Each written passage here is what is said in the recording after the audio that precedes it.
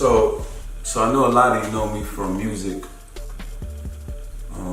Rob Fresh, the artist.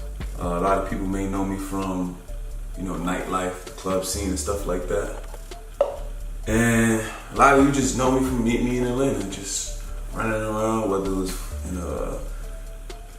while we were selling food, studios, Ubers, walking in the park. I meet the most random people everywhere. Like, I don't know, God just gave me this thing to just want to talk to people. I just get attracted to people's energy. And I don't know, it's like something, like a magnifying. I can't explain it. But recently, God been talking to me through situations, through other people, through just the universe. And I've been ignoring it for a while. I've been just kind of more concentrated on my own agenda. And the last few days been so crazy that I know I'm being spoken to. And I can't ignore it anymore, and I'm not going to. And my purpose became a little more clearer. And it's to help people, especially the ones who want to help themselves. I love music to death. If anybody knows me, know that that's like my baby. That's like my biggest investment to date. Time, money, pain, joy. Like, I've probably given as much time to music as I've given to learning myself as a man. You know what I mean? Like, music is my baby. But you can't ignore when God talking to you. You can't ignore when the universe talking to you. You can't ignore it. And I've done so, you know what I mean? But I'm not doing it anymore. I'm here today to start a new journey. And I'm taking you with me. I want to help. My background, I come from music, Quad Studios, Rockefeller. I was an intern who became an engineer. While I was in there engineering, I said, I need more power. I don't like people telling me what to do. I seen the producers had a little more, respect than the engineers. I watched Kanye. I watched Just Blaze. I seen Bula and a whole bunch of other guys, making beats. I was watching over their shoulder. They didn't even know I was there. I took notes. I went home. My grandma loaned me some money to buy an MPC, which I bought from one of my friends, Bobby. And I just would go to the studio, watch these guys, watch over their shoulder, come back and make the beat. All my first beats sounded like Kanye West beats or Just Blaze beats. You know what I mean? They did. That was what I was around. And that's how I fell into producing. I fell into producing by saying, I don't like people talking to me in a certain way. You're gonna give me my respect. I'm taking it. That's it. So I learned how to produce from watching these guys in the studio. From there, I took engineering a little bit more serious because I started noticing they kept calling me like, oh man, he only 19.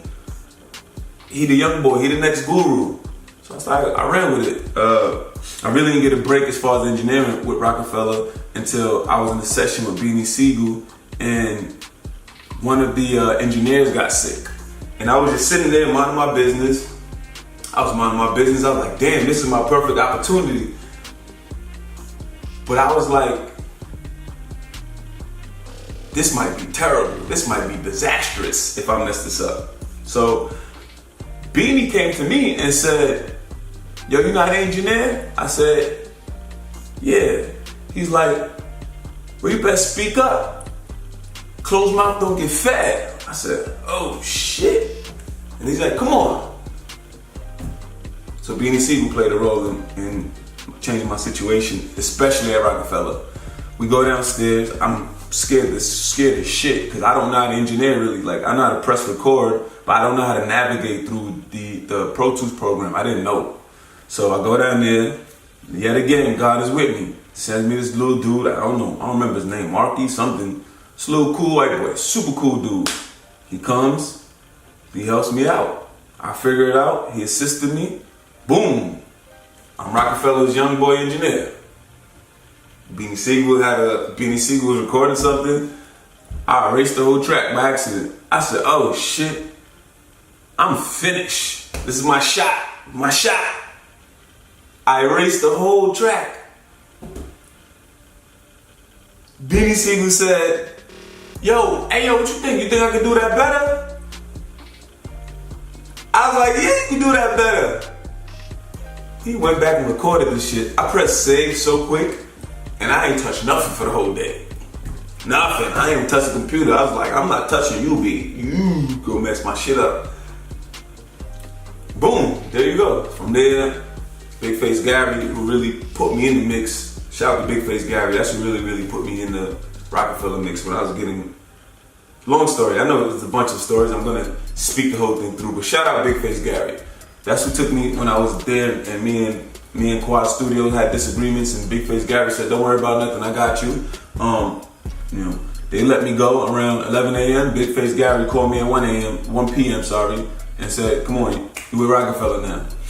So I'm gonna get deeper and deeper and deeper into the story because I don't realize how deep my background is till I start speaking to people. Like, I have a lot, and that's why I want to give a lot. Anyway, went from there to joining a production company. My guy Carlisle and Mayhem, shout out to them. That situation taught me a lot, taught me how to man up, taught me that your career is in your hand. They also put attention into me and helped groom me as far as being a producer, especially Carlisle, you know what I'm saying? One thing I do is I keep it grown, I keep it honest as a man. I also put a lot of work in and grew myself.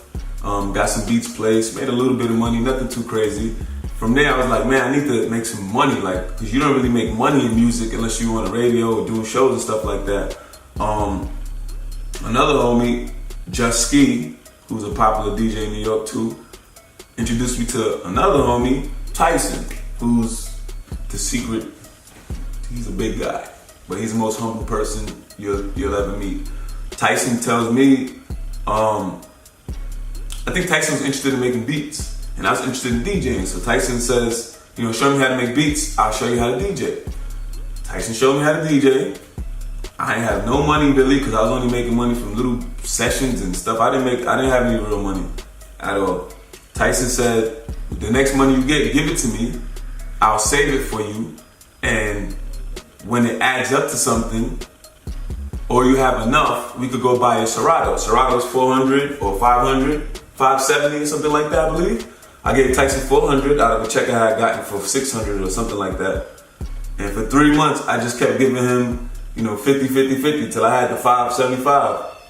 Once I got the money, Tyson took me around the corner and purchased Serato. Not only did Tyson do that, Tyson also got me my first gig to open for him and paid me. So dude is definitely a blessing in my life.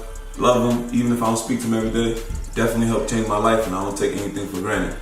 So from there, I started DJing. I got popular unexpectedly. I was just DJing to make some money, so I can still stay in music. I got popular unexpectedly in New York. Me and Donnie Glean, another bro, another one. We only part of each other's journey. Shout out to you, boy. Love you.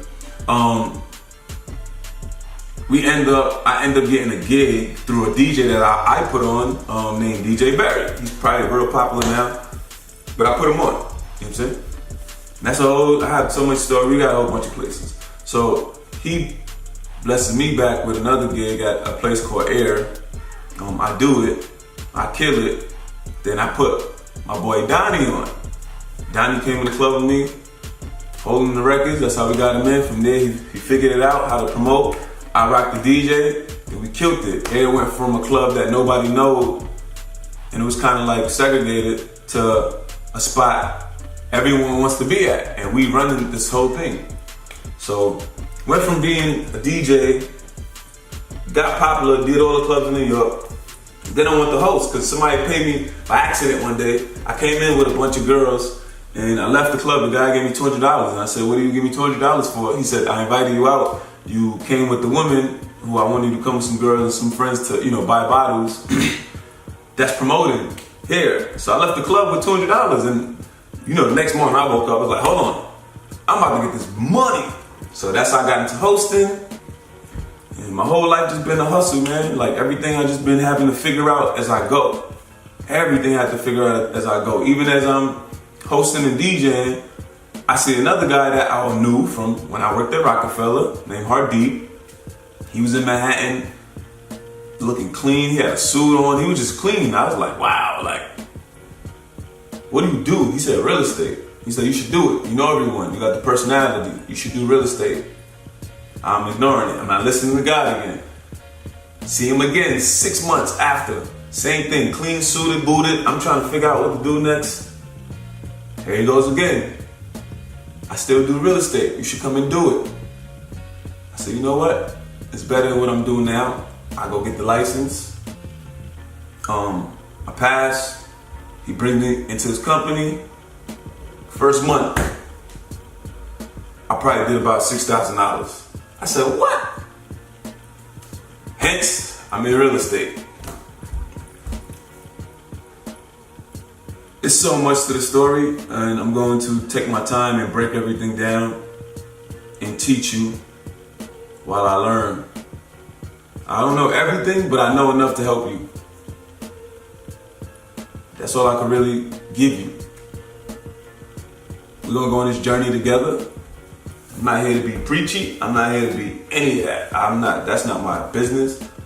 I'm here to help people. I'm here to advise them on however I can. I'm not here to be nothing but me. Nothing but me. And you shouldn't be anything but you. Anything but you. So, we're gonna get rich. The real rich. Rich ain't paper money. Rich is this. Rich is this. Rich is being in tune, knowing yourself, knowing what's going on around you, knowing where the real worth lies. That's rich. That's rich, not the paper. Not paper. Money is paper. Yeah, you need it. It's part of our barter system, but don't put your energy in chasing paper. Oh, I want paper. I got paper.